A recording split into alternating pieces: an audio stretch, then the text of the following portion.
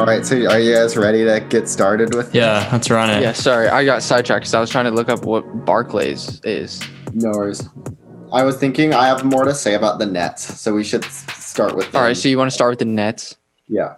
All right. So for the Nets, there are a few things that I think are important to think about when you're sort of contextualizing the sort of off season that this team will face.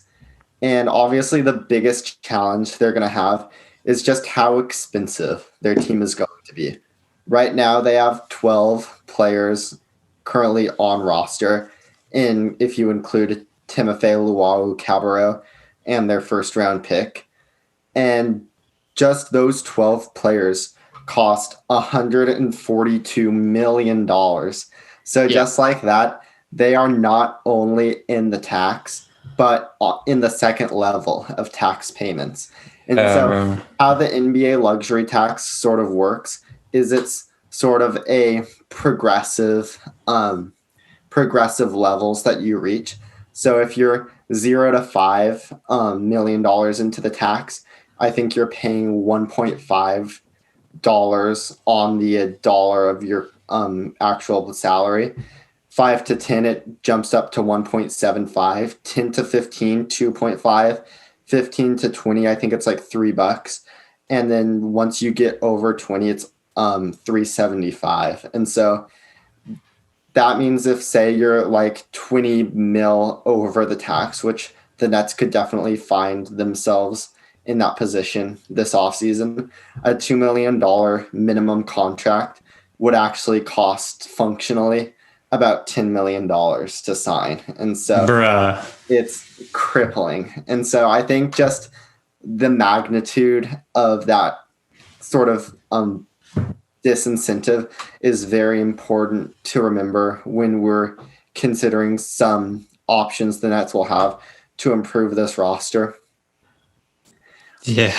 They did get a bit of good news last night when the NBA and the Players Union and the Board of Governors agreed to updated terms to begin this next NBA season.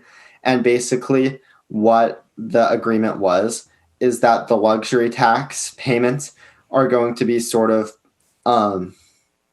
cut down in like the same percentage of it as basketball related income. So like if basketball related income drops, 30% luxury tax payments are going to drop. Oh, wow. Okay. To make it proportional. So that is definitely going to be something that helps out these crazy expensive teams like the Nets, the Warriors, the 76ers, possibly the Lakers. So that was a bit of good news. And that makes it a bit more palatable for the Nets to sort of keep adding on quality players. They've got some quality players, dude. 100%. Yeah, the Nets have so many good players. It's absolutely ridiculous. And they have ways to add even more. The last thing I kind of wanted to touch on is a little bit less basketball related, but more so to do with the Nets owner, Joe Tsai, who has seen a substantial increase to his net worth in the year of 2020, which I think, like, although it kind of sounds silly and like it doesn't have a lot to do with basketball, like those are the sort of things that can affect teams' spendings. Like his company, Alibaba, I think it is. It's like an e-commerce company in China. So it's like the Chinese version of like Amazon or eBay. Yeah. And their stock has just skyrocketed in 2020. And Joe Tsai has made a ton of money. So that could make it a little bit more palatable for this Nets ownership group to spend. That's sick, dude. Yeah. That's pretty cool. Yeah. So with that, where do you guys want to start? Bro, let's start with I don't know. Do you want to start with like guys that could come in potentially? Wait, so like how much space do they have? So they have no space. In fact, they don't even have space. So like how could they improve their team though? Just by a trade? Trades, they're going to have 2 draft picks, and they will have the mini mid-level exception worth just below $6. A little caveat, and it's an important caveat for that, is I probably wouldn't expect them to pay that I wouldn't expect them to use the mid-level exception because, like we talked about earlier, with the mechanisms of the NBA luxury tax structure, using a $6 million using the $6 million MLE will result in a luxury tax payment of over $20 million. So are you really comfortable spending $25 million for a guy like Paul Millsap or, I don't know, Derek Jones Jr., Jay Crowder, some guy who might just marginally help your team? Are any players in that sort of quality tier worth upwards of $20 million? No. Yeah, I don't think so. And that's why I kind of would not be betting on the Nets to use that mid-level. But honestly, looking at their roster, though, I feel like they could have pieces, like they might not even have to do anything. Especially that's what I'm thinking, dude. Especially if they could stay healthy. Mm-hmm. Yeah. If they can stay healthy, I think their bench is pretty crazy. And obviously KD and Kyrie, but like guys like Jared Allen and even like Nicholas Claxton, dude, he has a lot of potential. Garrett Temple's solid. Like Parrish is an absolute baller. Two guys who I didn't even really know about are Musa and Karooks. I don't know if that's how you say their names, but they're both like have like strong packages. Like they're good players. Like I was watching their highlights and strong stuff. And packages. They've got big, strong packages, if you know what I'm saying. But like they're good players. Like I feel like they could compete if they can stay healthy. Yeah, Karoots, I think, actually started on that 2019 Nets team that lost to Philadelphia in the playoffs. So those are both definitely some guys who can contribute to this edition of the Brooklyn Nets. Yeah, dude. KD is going to win a title, especially like Kyrie Irving's a freaking savage. What was wrong with Kyrie again? I think it was a knee. Knee? Yeah. Yeah. Damn. Do you think Kevin's going to be the same player? No. You don't think he's going to be the same player? I do. How many people have come back and just been the same player the year after they he's like missed a year and a half of basketball and he tore his Achilles. I think he'll get back to the same level though. Oh yeah, for sure. I don't even feel like he ever really relied on athleticism that much. He's just so tall with his skill set. He shoots over people. Exactly. He doesn't. He's not like a jumper. Wild. I'm more concerned on defense though. Like, true, because he was at a defensive peak before he got injured. Mm-hmm. I just think he's probably going to be more of a forward defensively, which I think opens up a Pandora's box of issues for the Nets. But we can talk about that later. I think it's an important thing to consider when we're thinking about team building for the Nets this year, because obviously this is a team that's going to expect to, and for good reason, expect to compete for a championship.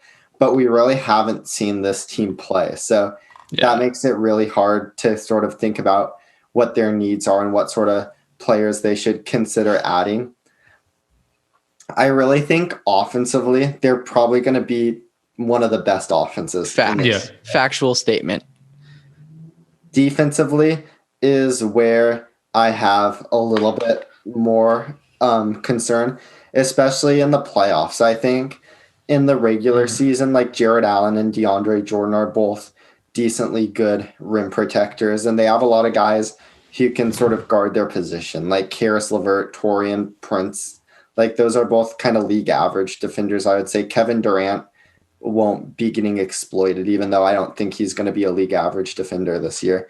But I definitely think they will rely on their offense and probably have a defense that hovers like around 18 to 22 in the league. Does that sound about right to you guys? Oh, 100%. Yeah. Yeah, I think that's fair. In the playoffs, I would worry a little bit more about their defense. I think traditional centers like DeAndre Jordan or Jared Allen, we've kind of seen guys like those get see their value decrease in playoff settings, especially even guys like Rudy Gobert, Rudy Gobert is one of the best defensive centers in the NBA. He's kind of had some struggles in certain playoff matchups. And that's why if I were the Nets, I would really look into bringing in a guy who might be a little bit more switchable at the 5. Honestly, though, I mean, he's still got a lot of room to grow, but Nicholas Claxton, he can move his feet better than those other guys. I agree with that. Yeah, Nick Claxton is very interesting in that sort of mold of player. I don't know how I feel about relying on Nick Claxton to be part of my team, but I completely agree. Like I think it's possible that he could fill that role. If he hits some of his potential this year, he definitely is sort of that mold of player. Yeah. We've got DeAndre Jordan, dude. Jeez. Yeah, this team's winning the title next year, dude. If they stay healthy. It's not the same DeAndre Jordan, though. No, I'm just saying, though. I think this team's going to take the chip next year, dude. Just looking at their freaking roster, if they can all stay healthy, I mean, shoot, I don't know. One thing that concerns me is the fact that Miami's in the East and the way they play defense. And offense. Yeah, exactly. Dude, I don't know. I feel Joe Harris he's good. And they got Torian Prince. Oh, and I know who that Luau Cabarro is. Was he was on the 76ers, huh? Wasn't he for a little bit? Maybe. Let me look it up. I don't know. I just remember him from somewhere. He's good.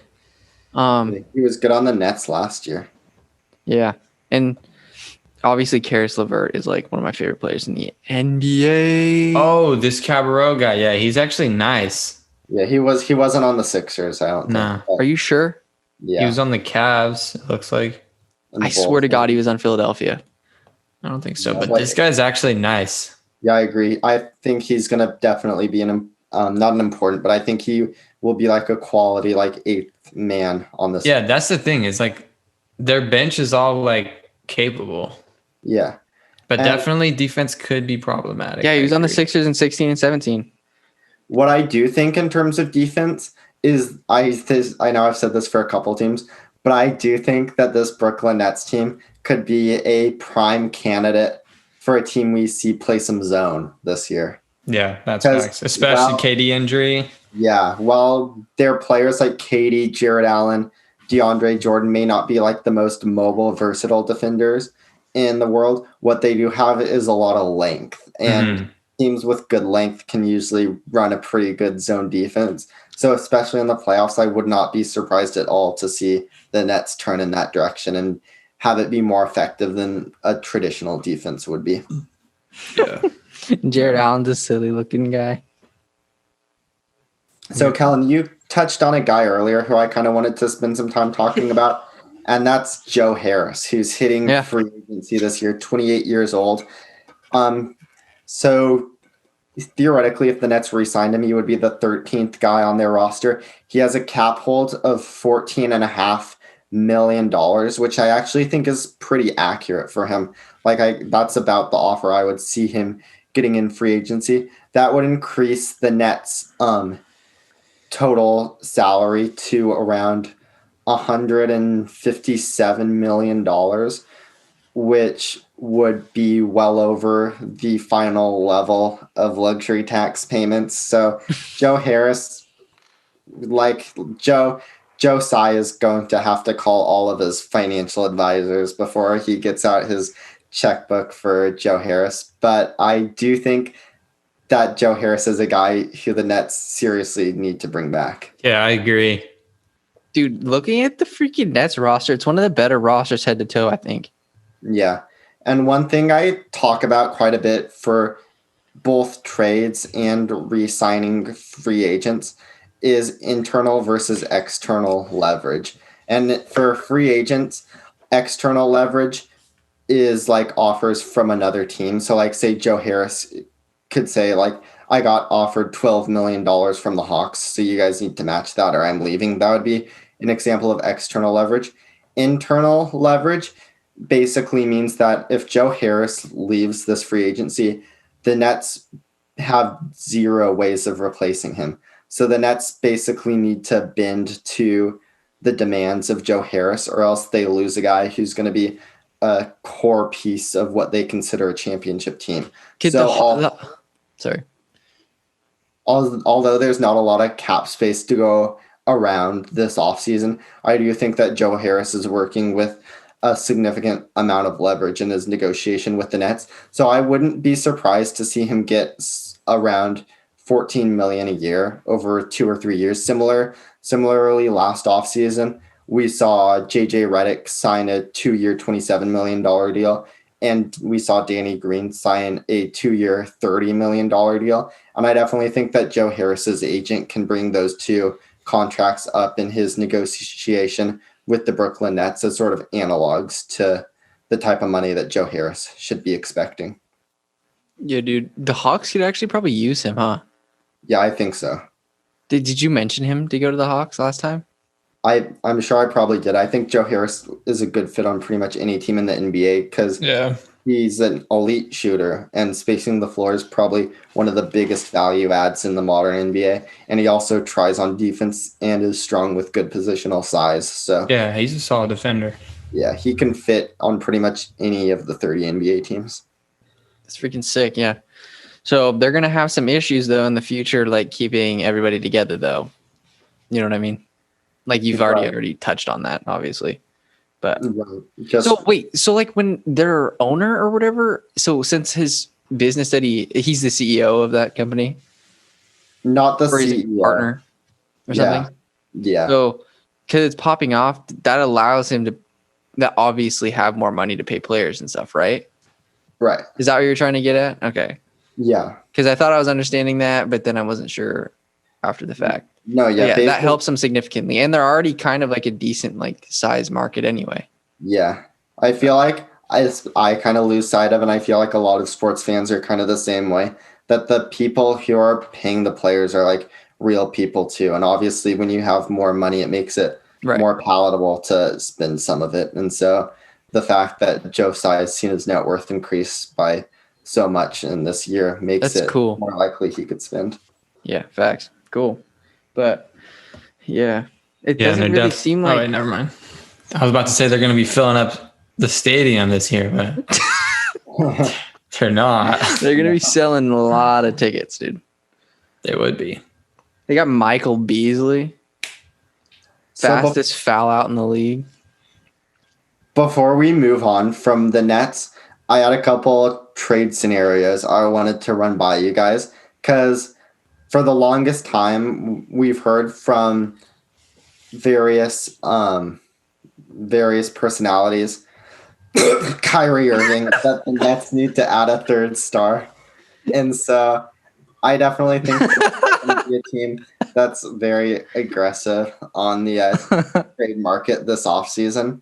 Yeah. And we touched on it in the Pelicans interview where we brought up Drew Holiday as a potential fit. And I actually think Drew Holiday is probably the single best, like, realistic option for this Nets team to trade for. Yeah. I agree. He's a super reliable player, I feel like. Yeah, and the Nets, you know what you're gonna get, like more so than like Kyrie even. Like Kyrie at his best is absolutely amazing, but he's had some pretty low lows, like with time with the Celtics sometimes and injuries and things. Like Drew Holiday is like pretty solid, and you know what you're gonna get, and what he is gonna help the team a lot. Absolutely, and it's almost actual.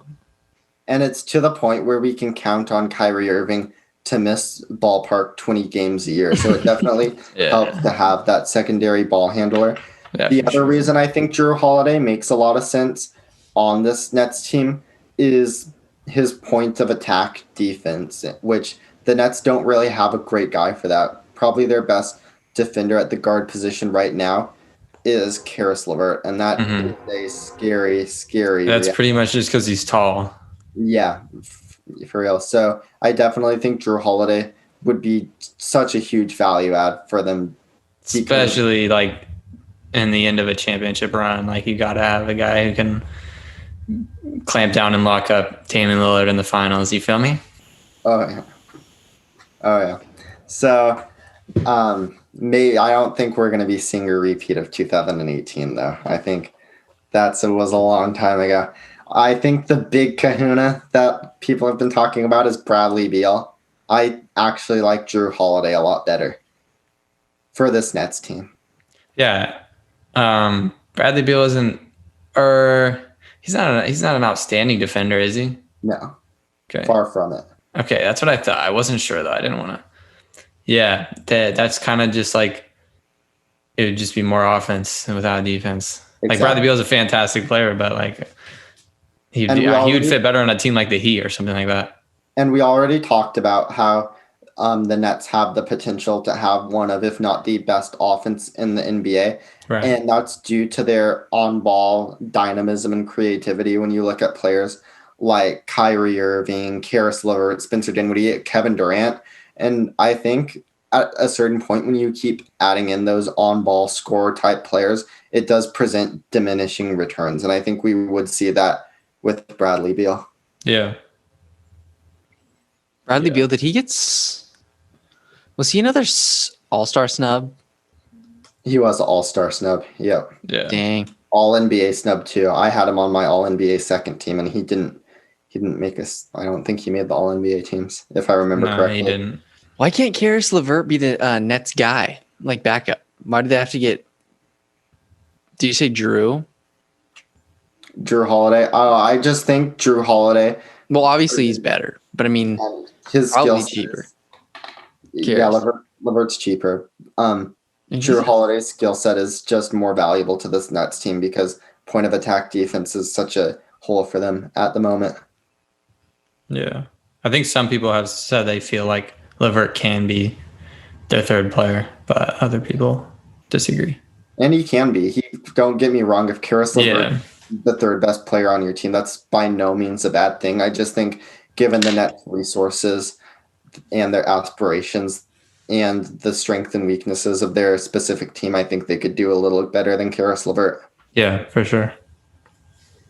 The third trade target I wanted to talk about is a bit of a smaller fish, and he's someone who I think I've brought up in connection to the Brooklyn Nets before, and that's just Thaddeus Young, just a Taurean Prince for Thaddeus Young, straight up swap.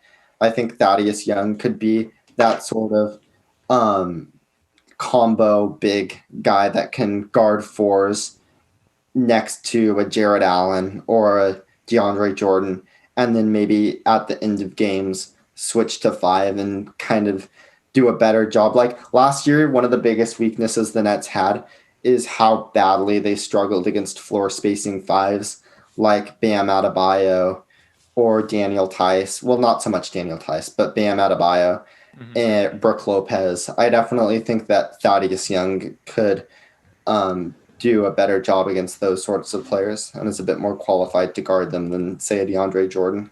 Yeah. Yeah, for sure.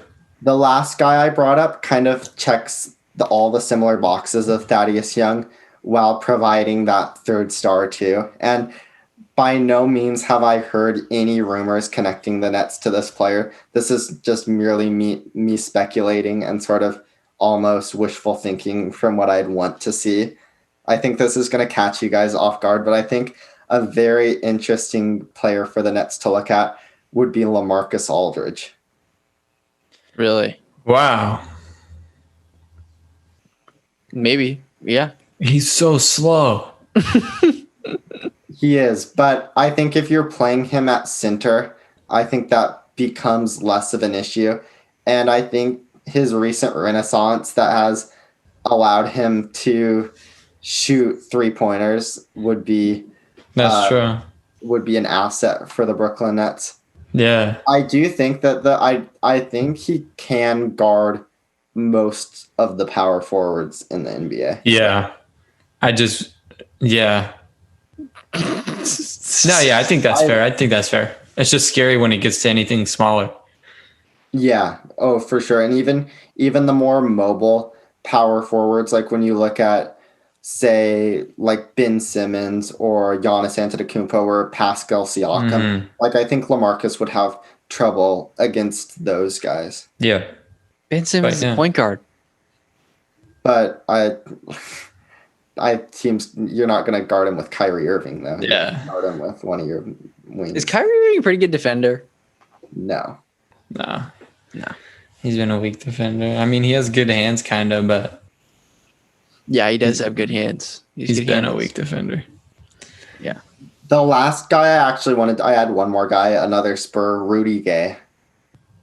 Yeah, that would make sense. Yeah, a bit less exciting. But if you give the Spurs, say, Torian Prince and one of either Rodion's Caruts or Shannon Musa, I think They're that, low-key like the same player, like low-key. Like very similar. which I think it was the Maruks, or what's his name, Marukas or whatever. It seemed like Rodion's it seemed Yeah. like he had a little more of a shot than the Musa Yeah. guy. But Yeah, I agree. And the Musa's guy's a little bit more athletic, I think. Got a little more. yeah, he had the floater. That was nice. Yeah. Yeah. So that's about it for the Nets. Do either of you guys have any finishing thoughts before we hit their crosstown rivals? Oh, they're do. gonna be an issue, dude. I do. That's I all had my eyebrows plucked today. Plucked. Did you have a girl do it? Yes, sir. Yeah, those look great. They look fantastic. I noticed the difference, but I couldn't put my finger on it at first. But Okay, let's talk about these Knicks. The You do Knicks it yourself, or did Hannah do it? Hannah did. I'm not doing that myself. Why? I hate it, dude. I hate it. What are you talking Hurts about? so bad. But you had it done to you regardless. Yeah, but No, but I mean, like, yeah, I don't know. Did you put like a warm towel on your forehead to exfoliate your pores or whatever, so the hair comes out easier? that sounds lit though. Yeah, I just do it. No, I can't do it. You just gotta do it, dude. Jonah, do you have to do anything with your eyebrows? no, I probably should though. They're a little bit bushy. No, looking fire, dude. Yours look fire. No, I'm talking about like, does it grow in the middle? No. Really? No. So lucky, dude. That's sick. Yeah, bro. I didn't do anything to my eyebrows until this year. And mine were crazy, bro. Like out of hand, bro. Out of pocket. And then one day I was like, yo, what the Yeah. Okay. It'll be fantastic if somebody just fixed AD's brow like overnight. Like, what if LeBron did that? It would be like a Samson situation, I feel Who like. wins in a fight? AD or LeBron? LeBron. Yeah. Facts. Yes, sir. Okay, so the Knicks, I feel like, are basically like a pit stop in the NBA as of right now. Like if you go to the Knicks, it's either because you to get money. You got drafted, or or no one else wants you, or it's because you're like, okay, I need to like just practice playing NBA basketball against other teams. Like you don't go to the Knicks to like try to. There's nothing happening there. Yeah, I got to play like 80 scrimmages this year. Or I guess if you're Taj Gibson, you just go there so you can stay in the NBA. Yeah, the Knicks are at sort of a interesting crossroads of just an interesting situation right now where they do have the desire to compete after like such a long playoffs drought. This is a team that's ready to kind of ramp it up and try to go after a playoff spot without having the talent or the equity to sort of put it in place a team that could achieve those goals for them. And what that leads to is a lot of desperation. So it's going to be interesting to see how that desperation plays out for the Knicks this offseason. Yeah. Being connected to all sorts of wonderful players like Russell Westbrook, Chris Paul, DeMar DeRozan. It's just Dude, how much money would they give Russell? Well, he's not a free agent. He's on the Rockets, so they just pay him his normal salary. Oh, got it. Also, like, if he left, the Rockets are kind of screwed. Well, he can't leave. The Rockets would have to trade him. But no, I'm just saying, like, if they were to trade, what would they get in return?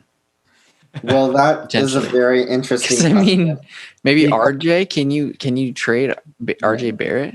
I wouldn't imagine. I actually view Westbrook as a negative value contract, meaning if it were up to me, I think the Rockets should be giving the Knicks assets to take on Westbrook's contract somehow. I have a feeling that these two organizations would disagree with me. I mean, we saw it last summer where the Thunder traded Russell Westbrook to the Rockets for Chris Paul and 2 first-round picks. And now I think we could see a similar situation where that's a lot, though. 2 first rounders. Yeah, but that was last year and after this clunker of a season Westbrook just had, I've got to imagine his value has depreciated Plummeted. somewhat. Yeah, so I would have to imagine that the Rockets are not getting anything close to RJ Barrett as a return in a Russell Westbrook deal. They'd be lucky just to get expiring salary, to be honest. And I wouldn't even advocate for the Rockets doing that because I kind of think like as long as you have James Harden on your team without delving too far into the Rockets situation, as long as you have James Harden on your team, you've got a very high floor in terms of regular season wins. Mm-hmm. And at that point, it doesn't really make sense. Facts, dude. I forgot James Harden was there. That point, they'll be fine. It does. Well, they won't be, but it doesn't make sense to trade your second best player while James Harden is still. You just said they have a high floor. Like regular season. How valuable is that to you? I mean, I guess getting into the playoffs, it can be valuable depending on seeding. I just had an epiphany about Russell Westbrook. The thing is, he won MVP because, okay, he doesn't work on any team. The only reason he was able to win an MVP besides stat chasing in Oklahoma City was because he was on that team for so long. The team had to build itself around him. You can't put him on any team. He doesn't fit on a team. You know what I mean? I agree. That's something I've talked about on this podcast before, is that when people rank point guards and debate the value of these guys, I think something that doesn't come up enough is how Russell Westbrook isn't compatible with very many NBA schemes. Okay. Another sidetrack about Russell Westbrook epiphany I had. The only reason, he is not anywhere near the same level of point guard as Damian Lillard. The only reason, in my opinion, that people talk about him as if he is because of that rivalry and like the feud that has formed. If it weren't for that, I don't think anyone would compare them at all. It's just that's been happening for a while because there's been like some heated plays between them and stuff. And like at one point, Russell Westbrook kind of looked like that caliber of player. But if it weren't for that, right now they would not be anywhere near the same Damian Lillard is exponentially better than Russell Westbrook. And exactly. It's not even a close comparison. It's just like this psychology of it too, that people like use it's like an anchoring heuristic where people think of Russell Westbrook and think of the MVP player who got triple doubles. And so once they have their conception of Westbrook anchored to that description and that archetype, it's hard for them to perceive of Russell Westbrook as the player he's become today. Exactly. That was very philosophical in the way you kind of worded that. It's nice. Appreciate it. All right. Yeah, dude, Russell. I don't know. But moving on. This isn't about Russell Westbrook, dude. Well, like, he manages to sneak his way into every episode somehow. No, it could be because the Knicks, I think the possibility of them trading for Westbrook is a very real thing. But the thing is here, wait a second. This could be the team because they could build around Russell. Oh, no, he'll never win no matter where he is. Well, I'm just saying he was able to win an MVP and thrive statistically. Yeah, but if he's thriving statistically, they're probably going to get dubs. No, not enough. The year he won MVP, Jonah? Did they even make the playoffs? I think, yeah, they did. Jonah, do you think that they could build around? Like you think that if you stick Russell Westbrook on the Knicks right now, I think you could build around him. It's not like you have any clear-cut guy that you're like, this is our franchise player right here, dude. When I think of the various reasons the Knicks failed last year, and there was a variety of reasons to choose from, the most prominent and foremost of those reasons was the combination of too much playmaking and too little shooting. So they had guys like Elfrid Payton, Dennis Smith Jr., R.J. Barrett, Julius Randle, Frank Ntilikina. All of those guys love to play with the ball in their hands. Not one of those players is anywhere near an average NBA shooter. And with Russell Westbrook, you're just adding another guy who he's like the ultimate player. And same with DeMar DeRozan, another player the Knicks have been linked to. And so I think while you're trying to build around a team consisting of R.J. Barrett and Mitchell Robinson, it's almost organizational malpractice to go after a guy like Westbrook. Yeah. It would be so funny if he went to the Clippers. Adding to the problem then, I guess. Yeah. I think it would be adding to the problem. And don't get me wrong, like the Knicks would be better with Westbrook and their record would improve. Like when you add good players, your record goes up. And when I bash on Westbrook and when I criticize various flaws in his game, like I still think he's a good player. Is he a player that's worth 45 million? No, but he's still a good NBA player who provides a very specific set of strengths. Yeah, the reason that I think Russell Westbrook is in my top 5 worst players in the NBA is largely in part to like because of what people say about him and how good people seem to think he is and how good he thinks he is. Like if he was just like had like the attitude of like, I don't know, like Mike Conley or something like that, I wouldn't hate on him like that. You know what I mean? Yeah, definitely. Dude, and Mitchell Robinson looks like a beast. I forgot he was on their team. And it goes back, like we were saying, to that sort of anchoring heuristic. And once you're sort of in that mold of an MVP superstar player, it's kind of hard to regress that perception back down to what Russell Westbrook actually is, especially when he's still making north of $40 million. Yeah. It's low-key similar to like the Carmelo Anthony situation because he's still like a really effective player, but he hit that superstar ceiling. And then since he kind of came down from that, people just kind of started bashing on him. Yeah, totally. Well, I mean, also, I don't know. He played like ass in the bubble. Let's be real. Yeah, and he was injured, which has something to do with it, especially a player who relies on athleticism and explosiveness as much as Westbrook does. That quad injury had to hamper him quite a bit. But even when he was playing healthy, even last year in OKC, you could start to see his game deteriorating somewhat, especially the jumper. But still, what was his injury? A quad eruption. Yeah, but like your quad doesn't affect your accuracy of your passes. Well, if you're fatigued because of the nagging injury. Yeah, it probably just sets everything off a little bit. Just kidding. I'm sure it does influence it. So I'm going to be completely honest. I didn't prepare many notes for the Knicks. So I have one more thing to say about Westbrook. Okay. If he goes to the Clippers, I think the Clippers will be worse than they were this year. Oh, yeah, absolutely. And it would be so funny.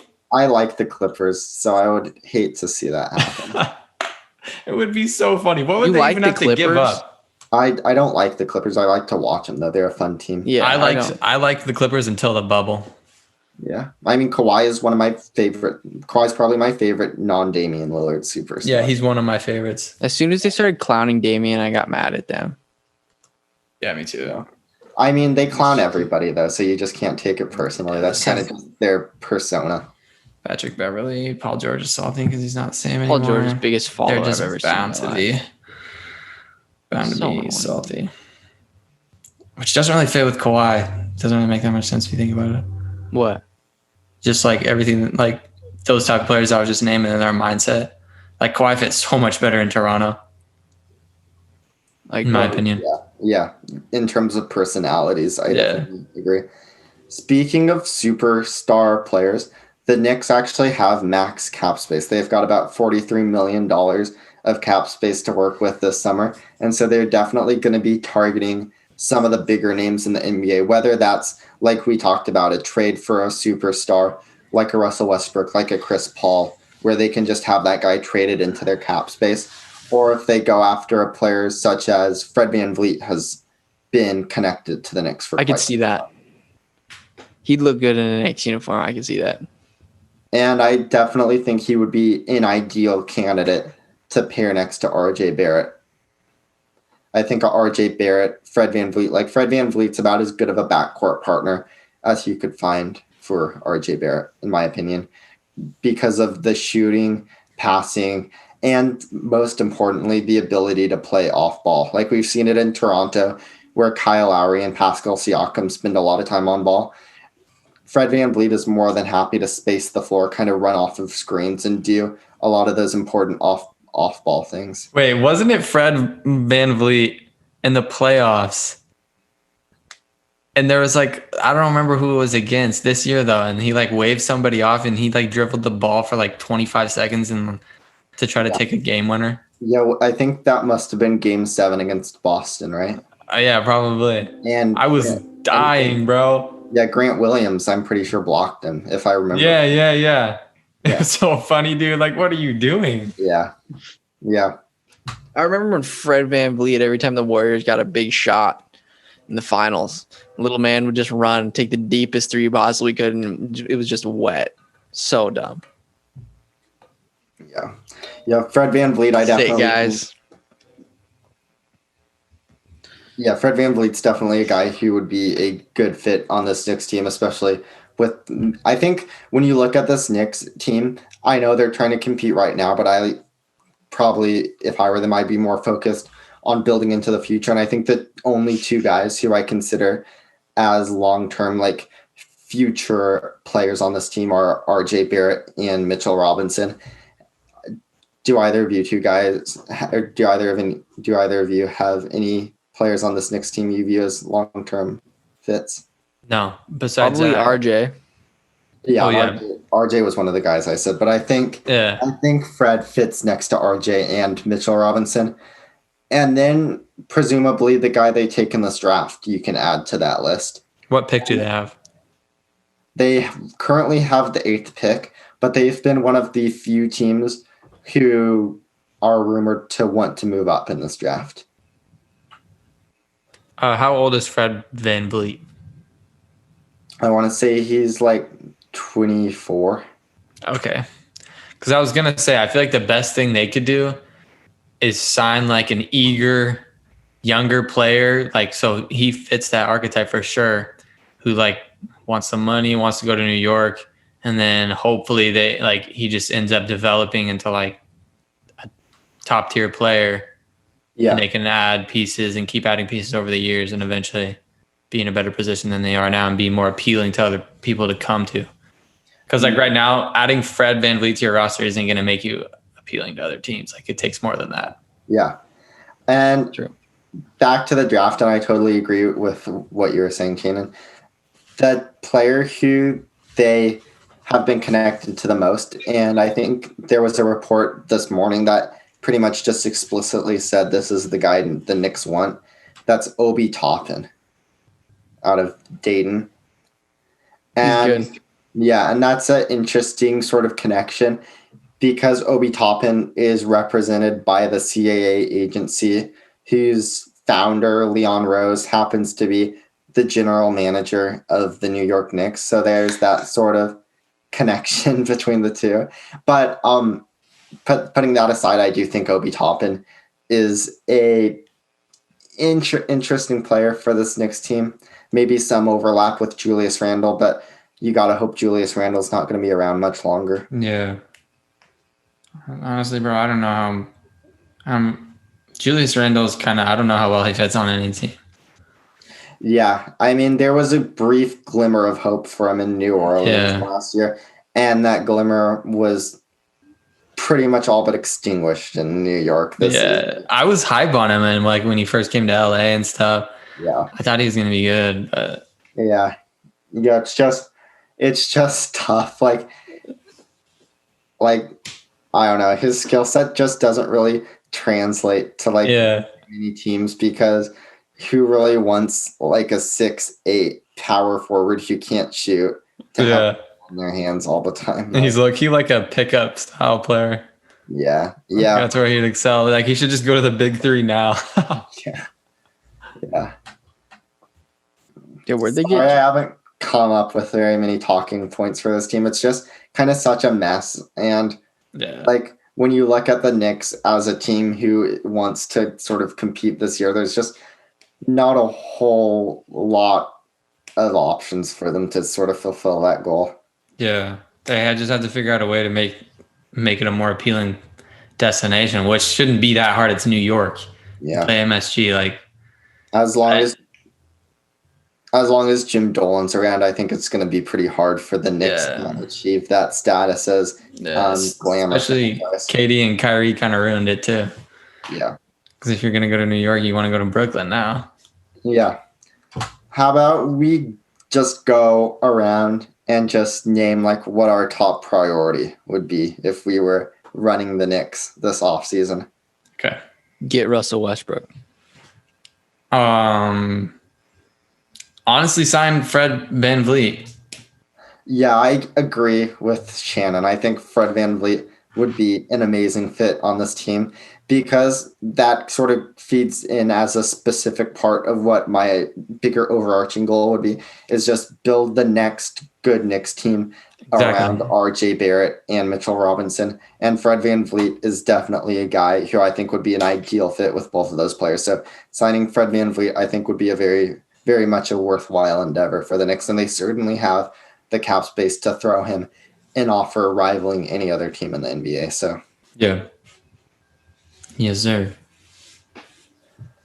yeah, The Knicks are screwed. that's about all I can think of for the Knicks this year. They have some guys, they have a lot of guys with player options. Do you guys just sort of want to do quick fire, pick up the player option, yes or no? If I know the player. Yeah. All right, Taj Gibson on the books for about $9.5 million. Is that I mean, what else do they have? Yes. you'd pick up Taj for 9.5? I don't know. What else are they going to do? I sign Fred VanVleet. I mean, they have. Well, but I mean, yeah, and they still have plenty of money left. I don't know if I can get behind. Like here's something. no, yeah, you're right. There's no way you can pay Taj Gibson $9.5 million right now. Yeah, because I thought of a good alternative. You could cut Taj Gibson and then sign him for $5 million. If not, dude, he's worth like I don't even know.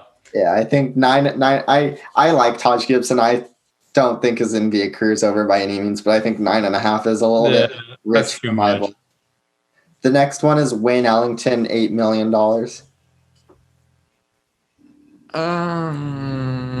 I don't know. How do you feel about that?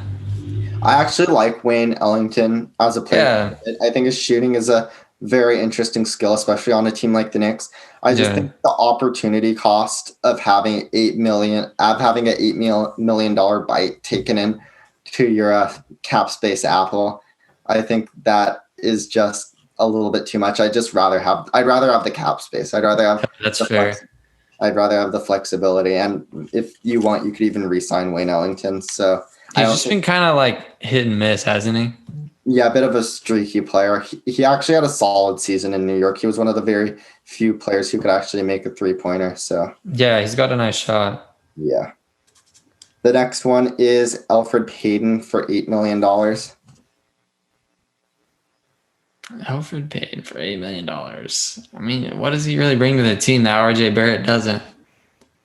Yeah, and that's a good point. Like, I think he's one of the better, well, not one of the better, but on this Knicks team, he's a good point of attack defender. He can definitely defend most of the point guards in the NBA, and that's definitely something RJ Barrett can't do. If you're signing Fred VanVleet, that skill becomes a little bit less valuable. I actually think this is probably one that I would pick up, $8 million. Really? Yeah, I think maybe I wouldn't. I'd be on the fence for sure. Of the three we talked about, I think this one would make the most sense if they were to pick one up. Yeah, that's fair. I actually think maybe not a lot of, but I think there's teams who could benefit from Payton and like in a second unit just to like have that kind of playmaker out there. I agree for sure. Yeah, because players who can defend to the NBA's best like point guards, and I'm not saying Elfrid Payton can necessarily do that, but he's definitely a lot more qualified than like your average point guard. Yeah. I think those players are sort of like, I think those players tend to get a little bit. Honestly, that's like, in my opinion, might be more important than having like a second point guard to come in to score because, I mean, like if you have like a star point guard, let's just say he's on the Blazers, for example. If he can like give Damian Lillard a break defensively, like that's more valuable to me than coming in and trying to score for Damian Lillard. You know what I mean? Yeah, absolutely. Especially when you consider you can get scoring from any position, but you can't really get point guard defense from. Yeah. So, the Mitchell Robinson for $1.5 million, that's a no-brainer. Mitchell Robinson is obviously a guy who they bring back. The only scenario where I could see Mitchell Robinson playing for a different team next year is one me and Kellan talked about in the Warriors offseason preview that basically involved the Knicks and Warriors swapping picks and the Knicks giving Golden State Mitchell Robinson for their troubles. But I think that's kind of unlikely. Yeah, that would be nice for the Warriors, though. Yeah, especially considering the reports that have been coming out this week about LaMelo Ball being not a shoo-in, but being the overwhelming favorite for first overall pick. That's the guy in the top 3 who I think. Oh, really? I thought I saw that. Wait, who has the first pick? Minnesota. I thought I saw they were going to take Wiseman. They're not going to take Wiseman. I swear I saw that. No, they have Karl Anthony Towns. I know, and everyone in the comments was like, what's going on? Why would they do that? And people were like, the Spurs drafted Tim Duncan when they had the freaking general. Yeah. Or what is it? Not general. What did they call him? David Robinson, the Admiral. Yeah, but Admiral, that's what it was. I think the Timberwolves selecting James Wiseman, they may just be throwing out a bit of a smoke screen. I like that. Yeah, I would be very surprised. Me too, for sure. I think there is a scenario where James Wiseman gets picked first overall, and that scenario involves the Charlotte Hornets trading Miles Bridges along with probably a little bit of future draft capital to move up to number 1 and take James Wiseman, which wouldn't shock me. Like, the Hornets are reportedly very, very interested in what Wiseman brings to the table. But if the Timberwolves stay at 1, I think the pick is Ball. That's what I would think too. Yeah. But I just saw that. And people like to complain about like the overlap with D'Angelo Russell, but honestly, I don't think there's any overlap. If you look at besides positional, like the type of player, there's not too much skill overlap. Obviously, there are 2 guys who like to play with the ball in their hands, but we've seen time and time again that not only is it acceptable to have 2 good ball handlers in your lead unit, it's actually kind of like a good thing. Like, a lot of successful teams over the past few years have had multiple ball dominant players in their lineup. So I wouldn't be worried about that whatsoever. And regardless, like, it's a bit of a moot point because I don't think D'Angelo Russell is at the point where he's good enough that you worry about, like, oh, does the number 1 overall pick? Yeah, facts, dude. Facts. Yeah. So dude, because you know what? A LaMelo Towns connection could be crazy. Yeah, 100%. And then you've got D'Angelo Russell on the side. It's sort of like there's Zach LaVine, there's CJ McCollum. They're just like, it's so facts, dude. Yeah, bro. I don't see D'Angelo. I actually really like D'Angelo, but I don't really see him like leading a team. You feel me? Yeah, definitely not. I don't see him leading a conference finals team, which I think the Timberwolves have some lofty goals, and so I wouldn't worry about that fit at all. The last player option that the Knicks are going to be facing is Reggie Bullock for $4.2 million. Damn, $4.2 million. I'd pick it up. Yeah, he's a shooter, isn't he? Yeah, he is. He's when he's got it rolling too. He's got a very underrated floater game, I think.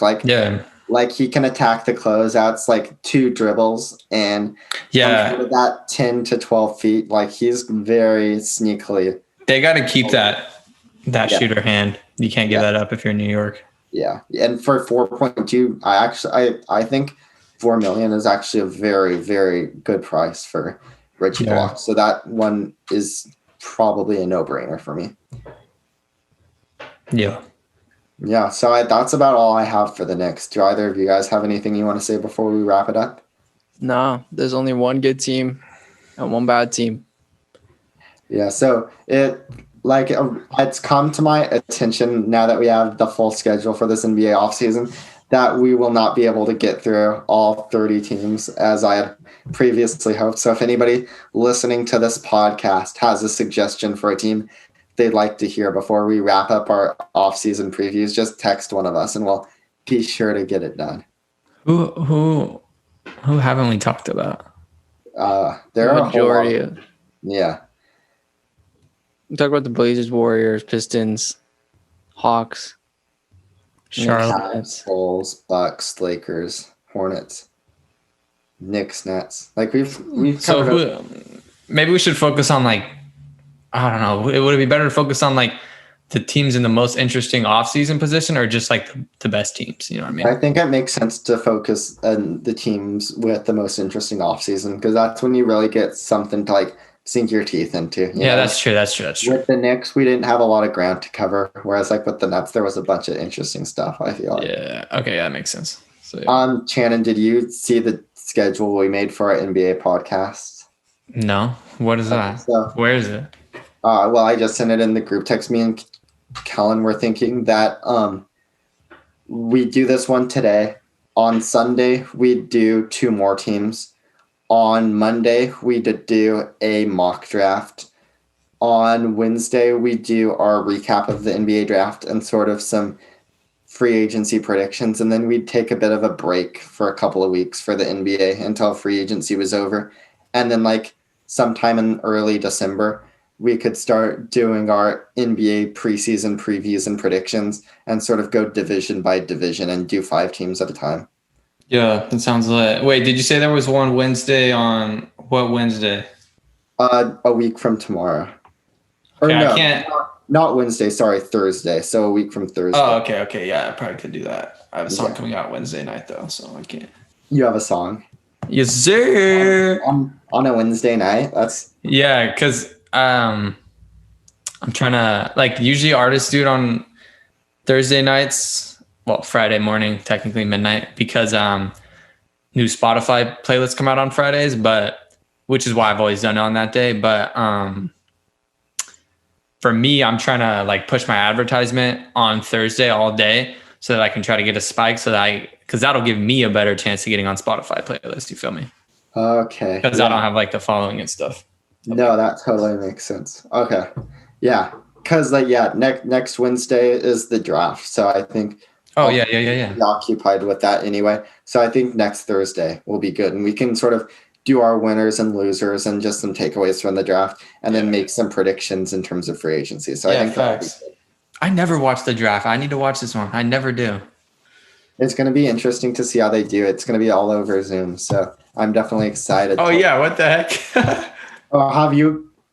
We can probably cut this part off because all of this is off topic. Have you guys heard the reporting about the Blazers draft? I'm getting a little bit nervous. What? No. They're apparently just interviewing some wild players. Like, we've got the 16th pick, and they're interviewing guys who aren't even expected to be taken in like the top 40. So why? I don't know. I think Neil Olshey is making some interesting decisions. Is he losing it a little bit? I don't know. I'm just trying to trust the process, but dude.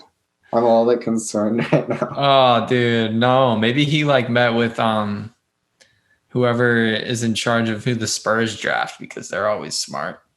Yeah, finding gems. True. Hopefully. Oh, that makes me nervous. Yeah.